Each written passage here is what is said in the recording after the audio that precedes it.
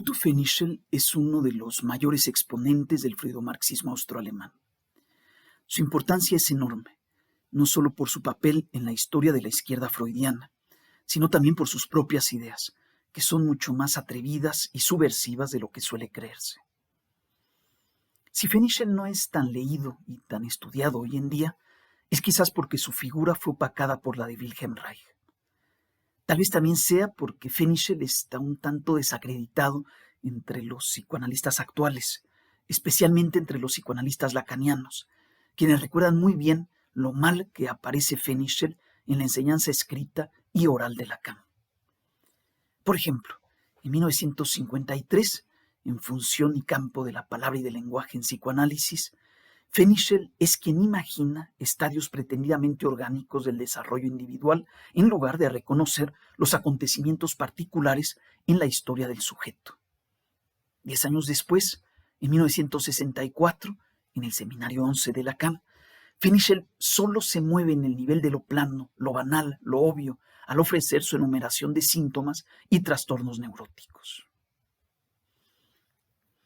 Fenichel es a menudo reducido a su monumental libro Teoría psicoanalítica de las neurosis. Esta obra tan controvertible ha hecho que se olvide todo lo demás que aportó, lo más personal y original, incluyendo su ecuación simbólica niña igual falo, que será tan importante para Lacan, así como su particular integración de las perspectivas del marxismo y del psicoanálisis. Tal integración es lo que aquí más nos interesa. Pero antes de abordarla, conviene conocer un poco más a Fenichel. Veremos cómo su vida es inseparable de su posición política. Fenichel nació el mismo año que Wilhelm Reich. Nació en 1897, en el seno de una familia acomodada en Viena.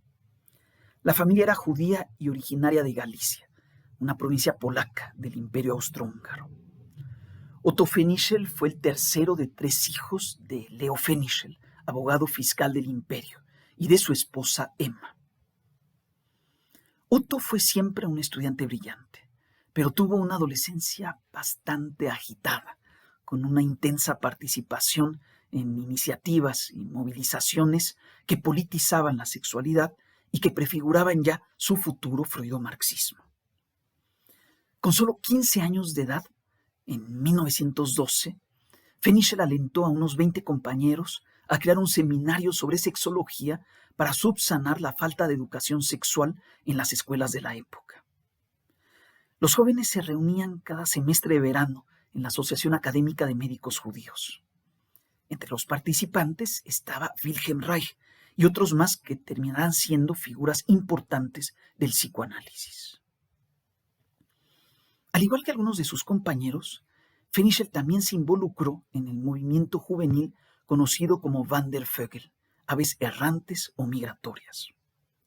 Era un amplio movimiento de jóvenes, apasionados por el excursionismo y por la convivencia al aire libre, que aspiraban a un retorno a la naturaleza y que eran percibidos a veces como rebeldes o vagabundos por los más viejos. Los jóvenes protestaban contra los valores de sus padres y abuelos, reclamaban una cultura joven y relaciones más auténticas entre las personas y entre los sexos.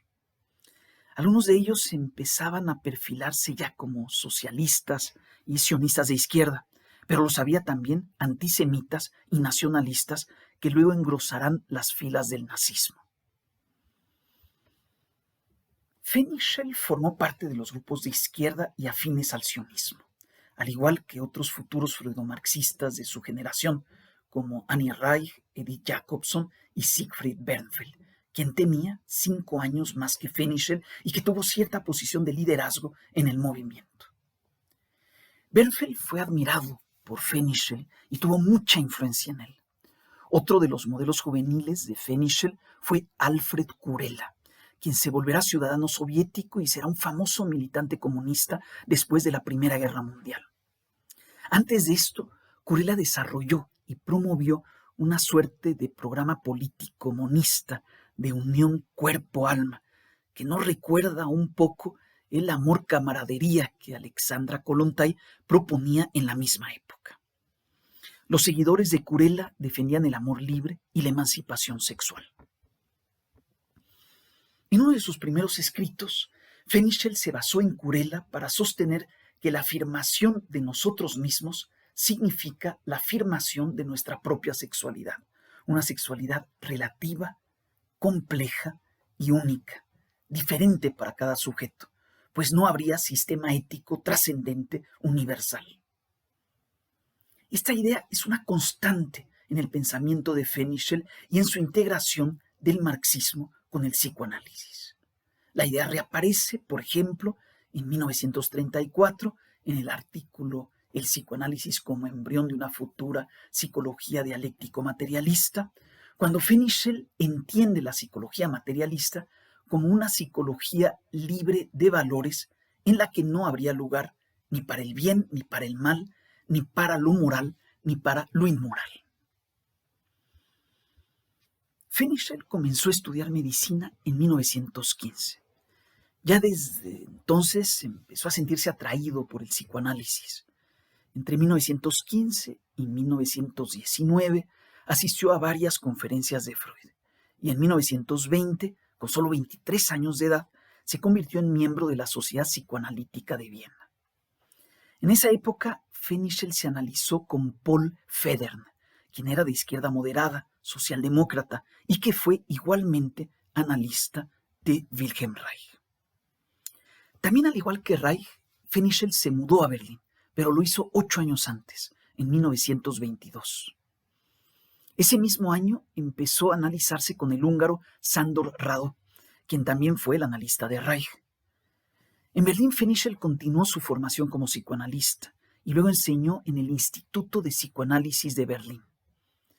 El instituto no era solo un lugar de formación y enseñanza, sino que se había constituido sobre la base de una policlínica, fundada en 1920 y financiada por Max Eitingon, en la que se ofrecía psicoanálisis gratuito o a muy bajo costo. Entre 1920 y 1930 hubo cerca de 2.000 consultas en el instituto, de las cuales más de 700 dieron lugar a cierta forma de psicoanálisis. Desgraciadamente, a partir de 1924, el Instituto de Psicoanálisis de Berlín estaba pasando por un proceso de elitización y aburguesamiento que ha sido subrayado por diversos autores. Quizás esto fuera lo que hizo que Fenichel, aunque participando en el instituto y siendo parte de la Sociedad Alemana de Psicoanálisis desde 1926, mantuviera un pie afuera de ambas instituciones.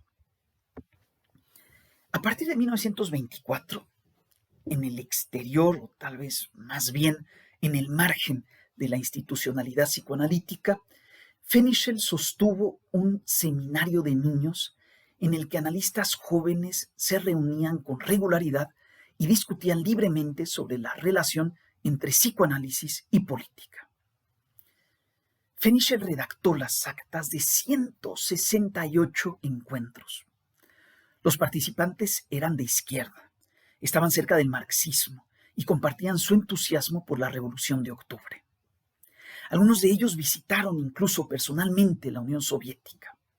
Fue el caso de Fenichel, que escribió en 1931 un texto sobre su experiencia, La colonia de trabajo abierta de Bolchevo, en el que describió una columna para delincuentes juveniles ubicada al norte de Moscú, una comuna totalmente autónoma en sus decisiones y en sus ingresos, pues vivía de sus propias fábricas.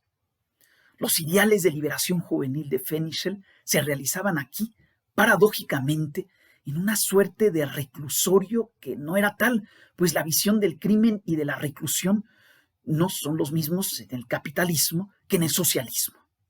Esto es algo en lo que insiste Fenichel al abordar asuntos subjetivos y psicológicos de la experiencia de Bolchevo.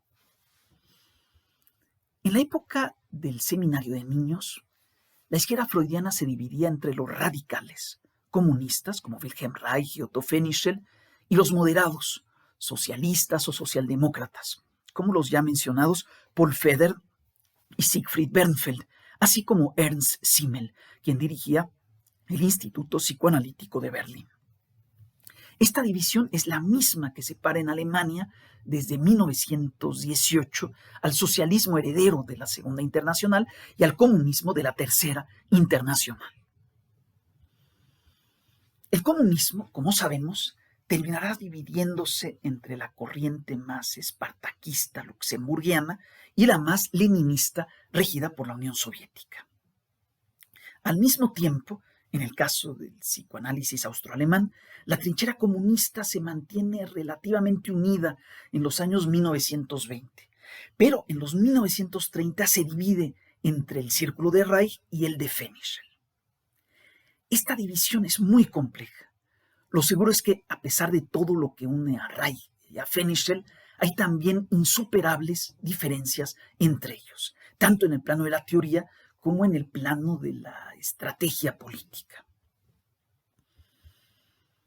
En el plano teórico, las diferencias entre Fenichel y Reich pueden apreciarse primero en algunas reseñas de Fenichel sobre obras de Reich, particularmente una de 1930 sobre la función del orgasmo, y luego en las llamadas cartas circulares, a las que haré referencia más adelante. En estos documentos, Fenichel critica a Reich por simplificar la teoría freudiana, por fetichizar la sexualidad genital, por identificar ingenuamente la sexualidad satisfactoria con la salud psíquica y por olvidar la explicación psicológica y reducirlo todo a una explicación biológica somática. De modo más preciso, Fenichel no coincide con Reich en su tesis de que el proletariado sufre menos represión sexual que la burguesía. Y aunque Fenichel esté de acuerdo con Reich en que la opresión sexual es consecuencia e instrumento de la dominación social, no piensa que sea el único instrumento ni la única consecuencia. Hay otras consecuencias y otros instrumentos de dominación social. Es por esto que, para Fenichel, no bastaría liberarse sexualmente para liberarse de la dominación social, así como tampoco bastaría una liberación social para alcanzar una total y absoluta libertad sexual que ni siquiera es posible por sí misma. Todo esto nos muestra que el pensamiento de Fenichel tiende a tener más matices que el de Reich y a mantenerse más fiel a la teoría freudiana. En el plano estratégico, Fenichel es más conciliador y está dispuesto a hacer concesiones, mientras que Reich opta por la ruptura y por las posiciones irreductibles, sin concesiones.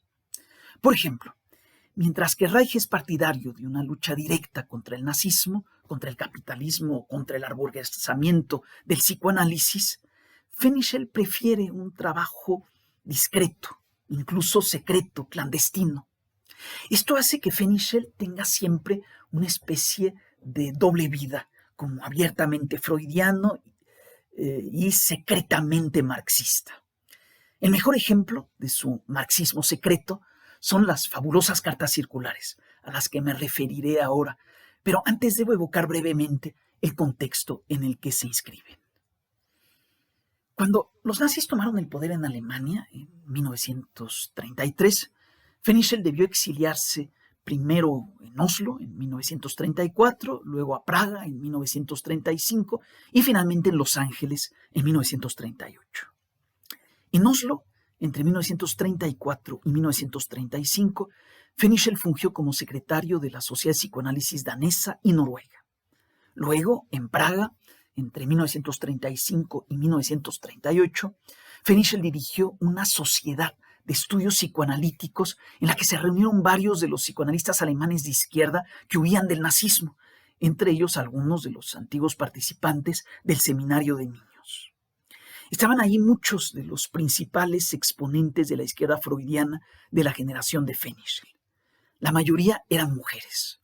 Bárbara Lantos, nacida en 1894, Edith Gyllenroy, nacida en 1896, Edith Jacobson, nacida en 1897 como Fenichel y Reich, Berta Bornstein, nacida en 1899, Annie Reich, nacida en 1902, y Kate Friedlander, nacida en 1903. Todas estas psicoanalistas deberán exiliarse nuevamente cuando los nazis invadan Checoslovaquia. La mayoría se irán a los Estados Unidos, en donde también se refugiará Fenichel. Desde que llegan al poder en Alemania, los nazis hacen que los psicoanalistas marxistas y de izquierda se diseminen por el mundo y por diferentes ciudades de Estados Unidos. Esto habría impedido su trabajo colectivo si Fenichel no se hubiera obstinado en mantenerlo a través de sus Rundbriefe, de sus cartas circulares. Como su nombre lo indica, eran cartas que Fenichel escribía y que circulaban entre los corresponsales. El círculo de corresponsales estaba centrado en Fenichel e incluía a las ya mencionadas Bárbara Lantos, Edith Gilroy, Edith Jacobson, Annie Reich y Kate Friedlander, quienes se encontraban en Praga entre 1935 y 1938.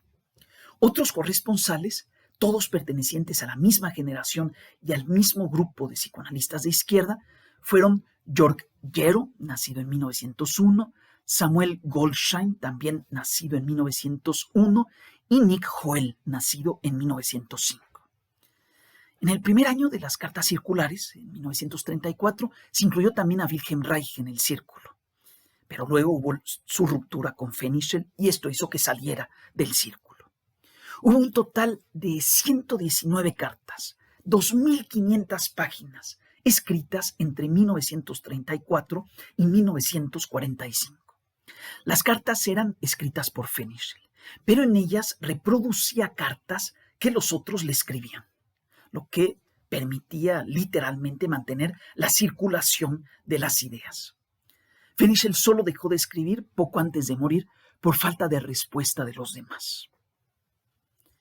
Las cartas circulares son fundamentales para conocer la historia del psicoanálisis, pero también para conocer el pensamiento de Fenichel y particularmente su integración, tan personal integración, entre el marxismo y el psicoanálisis. Esta integración puede también conocerse a través de otros textos, entre ellos particularmente el artículo de 1934, El psicoanálisis como embrión de una futura psicología dialéctico-materialista, al que ya me referí. Antes de volver a este artículo, recordemos algunas concepciones y posiciones de Fenichel que nos permiten apreciar la originalidad de su pensamiento. En su texto sobre la pulsión de amasar riqueza, Fenichel muestra que el capitalismo usa los instintos, pero no es producto de ellos. Esto le permite criticar lo que ahora concebimos, también críticamente, como psicologización de lo social y de lo económico. Fenichel rechaza también la misma psicologización en una reseña sobre Glover, en la que lamenta su explicación psicológica de la guerra. Como bien lo constata Fenichel, las causas de la guerra son fundamentalmente sociales, políticas, económicas, pero no psicológicas. Fenichel no niega evidentemente el componente psicológico de los hechos sociales. Tan solo pide que no nos haga soslayar lo social, pero admite su existencia y lo estudia con la mayor atención. En un texto sobre el antisemitismo, por ejemplo, Fenichel considera lo arcaico, ominoso e inconsciente representado por los judíos para el resto de los europeos. Sin embargo, aún considerando esto, Fenichel deja ver que el fenómeno del antisemitismo es mucho más complejo. No lo psicologiza. Así como Fenichel rechazó la psicologización, así también rechazó la medicalización y la psiquiatrización del psicoanálisis. Fue, en efecto, uno de los primeros que percibió y criticó la degradación del psicoanálisis por la que se iba convirtiendo en un simple método psiquiátrico. Fenichel deploró esta degradación, así como también deploró el desprecio por la teoría y la reducción del psicoanálisis a un simple trabajo clínico. Para Fenichel, la herencia de Freud no solo era técnica y clínica, sino que tenía un alcance teórico y además político, práctico en el sentido pleno del término.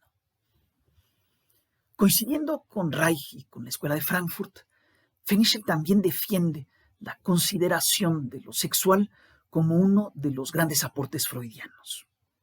Esto hace que la mente, el olvido y la sublimación de la sexualidad en el psicoanálisis de su tiempo, tanto en la psicología de Jung, predominantemente norteamericana, como en la ortodoxia y en la corriente culturalista.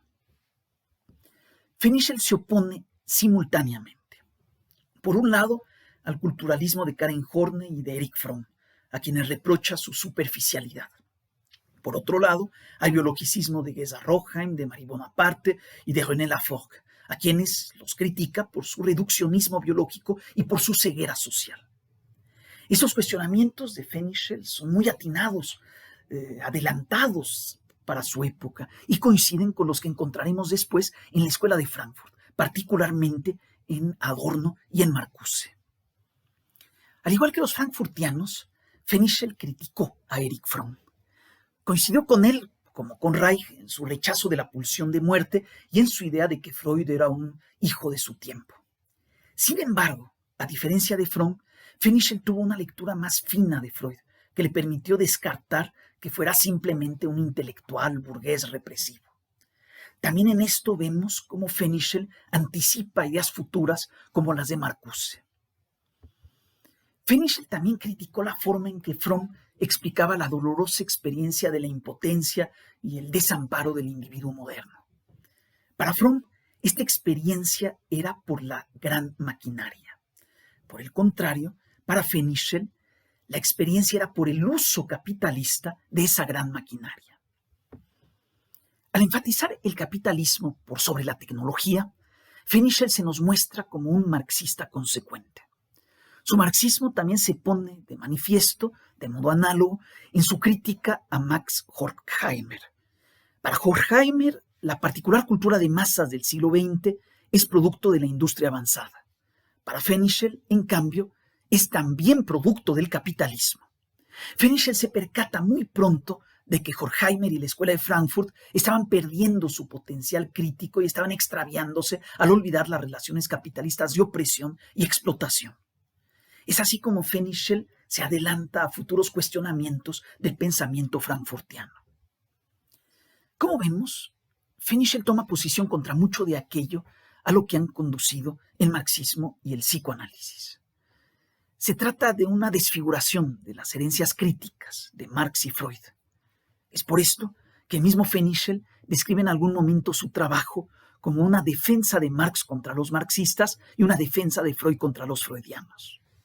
A diferencia de muchos comunistas y socialistas y psicoanalistas de su tiempo, Fenichel es un marxista y freudiano consecuente.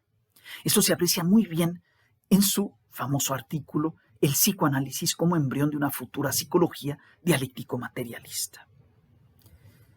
El texto de Fenichel intenta demostrar, según sus propios términos, que el psicoanálisis es la única ciencia empírica de la vida psíquica, lo que le permitirá tal vez convertirse, como reza su título, en la psicología dialéctico-materialista que se necesita en el marxismo.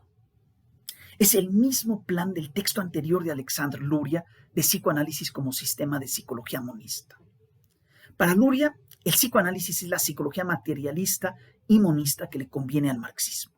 Para Fenichel, el mismo psicoanálisis es la psicología materialista y dialéctica que le conviene también al marxismo. En realidad, en ambos casos, se destacan los aspectos materialista, dialéctico e histórico de la perspectiva psicoanalítica, la cual, en virtud de estos aspectos, estaría como predestinada a ser la psicología del marxismo. Al presentar su concepción del materialismo psicoanalítico, Fenichel se opone tanto al idealismo que segregue el alma del cuerpo, juzgándola más importante y elevada que él, como al falso materialismo que niega la existencia del alma, del psiquismo, y solo se ocupa del cuerpo. Ser materialista, para Fenichel, significa valorar e interesarse en lo corpóreo, desde luego, pero también reconocer la realidad como tal, sin un más allá trascendente allí donde se encuentra, en el alma y no solo en el cuerpo, en lo psíquico y no solo en lo físico, en lo interiormente perceptible y no solo en lo exteriormente perceptible. Digamos que el materialismo nos hace considerar la totalidad material de la realidad en lugar de proceder como los idealistas al considerar solo una partícula de la realidad en función de nuestra idea sobre la realidad. Este materialismo de la totalidad es muy próximo al de Lukács y el del marxismo occidental. Sin embargo, además de la consideración de la totalidad, el materialismo de Fenichel se caracteriza por otros rasgos distintivos que lo distancian a veces del marxismo occidental y que lo aproximan más bien al marxismo-leninismo. En primer lugar, como ya lo sugerimos antes, una psicología es materialista por ser histórica, por historizar valores como lo bueno o lo malo, por contextualizarlos, particularizarlos, relativizarlos y así liberarse de ellos, que es lo que Marx y Freud nos enseñan con su enfoque histórico. En segundo lugar, también siguiendo a Marx y a Freud, el materialismo por el que apuesta Fenichel se distingue por su desconfianza hacia lo aparente, hacia lo que se muestra, que le permite diferenciar los pretextos de las verdaderas causas, de las causas que radican en el inconsciente y en las condiciones de producción. Esto es exactamente lo que se hace en las ciencias marxista y freudiana, concebidas ambas por Fenichel como ciencias desenmascaradoras. El marxismo y el psicoanálisis son materialistas para Fenichel porque van más allá de las justificaciones ideales de nuestra acción y descubren sus verdaderas determinaciones causales. El marxismo descubre estas determinaciones en las condiciones materiales, mientras que el psicoanálisis las descubre en la estructura psíquica modificada por esas mismas condiciones materiales. Al haber sido modificada por las condiciones materiales, la estructura psíquica, tal como la concibe Fenichel, ya no es exactamente la estructura biológica o instintiva. Esa estructura biológica o instintiva natural se modifica bajo la influencia del medio exterior. Como lo explica Fenichel, las fuerzas externas, las condiciones materiales, actúan sobre las fuerzas internas, sobre los instintos de origen biológico, y así producen el psiquismo. Lo psíquico es lo que resulta de la acción de lo social económico sobre lo biológico, de lo material sobre lo instintivo, de lo exterior sobre lo interior. El medio exterior, para Fenichel, actúa sobre la estructura interior y la hace reaccionar. La resultante reacción psíquica tan solo sucede al superar ciertos obstáculos. Esos obstáculos son los que hacen que la reacción psíquica a la que se refiere Fenichel se distinga del reflejo del que hablan Lenin, Iván Pavlov y la reflexología de Vladimir Bekhterev, el reflejo que terminará dominando la psicología soviética en el periodo estalinista. Es muy significativo que Fenichel no use el concepto de reflejo y prefiera el de reacción, utilizado por Konstantin Kornilov en su reactología. Esta reactología puede ser considerada como la primera psicología marxista y como el origen de las demás corrientes psicológicas marxistas de la Unión Soviética. Entre ellas la psicología histórico-cultural de Vygotsky y la teoría de la actividad de Alexei Leontiev. Ya sea que haya conocido o no la propuesta reactológica de Kornilov, Fenichel concibe de manera muy personal y original el concepto de reacción. Lo psíquico es reactivo y no reflejo, porque debe lidiar con obstáculos culturales y superarlos. Al mismo tiempo, la reacción psíquica tampoco es puramente biológica, porque es lo que es al reaccionar contra fuerzas externas materiales, socioeconómicas. Además, como también lo plantea Fenichel, lo psíquico no es biológico porque ha sido transformado indirectamente por las mismas fuerzas externas, por las mismas condiciones materiales, a través de la educación y de la ideología. Lo psíquico es entonces algo biológico, obstaculizado por lo cultural, afectado y reactivado por lo socioeconómico, transformado por lo ideológico. La ideología es aquí tan determinante que logra volver las fuerzas biológicas instintivas contra ellas mismas y utilizarlas así con fines represivos. Como nos lo ha enseñado Freud, la represión es fundamentalmente una represión de la sexualidad. Fenichel confía en que el psicoanálisis le enseña al marxismo a considerar la sexualidad. Por un lado, el sexo debe ser considerado porque las necesidades biológicas son también necesidades sexuales, necesidades de reproducción de la especie y no solo, como el hambre, necesidades para la conservación del individuo.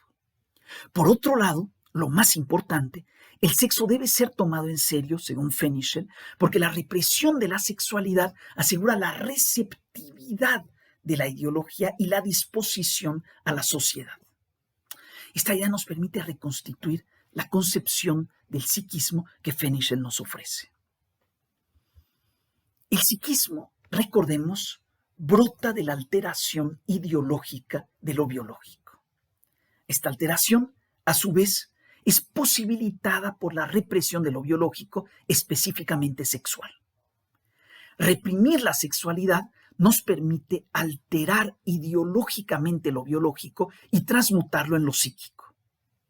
Lo que resulta de esta represión y alteración es el inconsciente que Fenichel sitúa en la relación entre lo biológico y sus modificaciones por las condiciones materiales, modificaciones tanto directas como indirectas o ideológicas.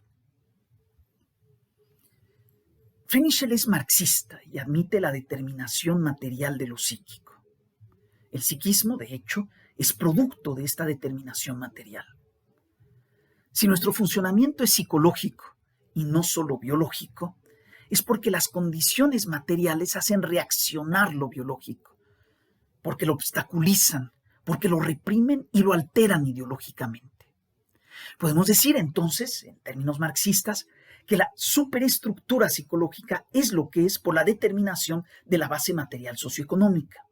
Sin embargo, al mismo tiempo, según Fenichel, esta base se convierte en la superestructura dentro del cerebro del hombre.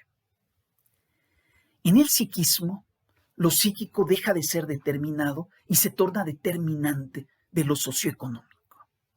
El capitalismo es mantenido en funcionamiento por el mismo inconsciente que ha sido creado por el capitalismo.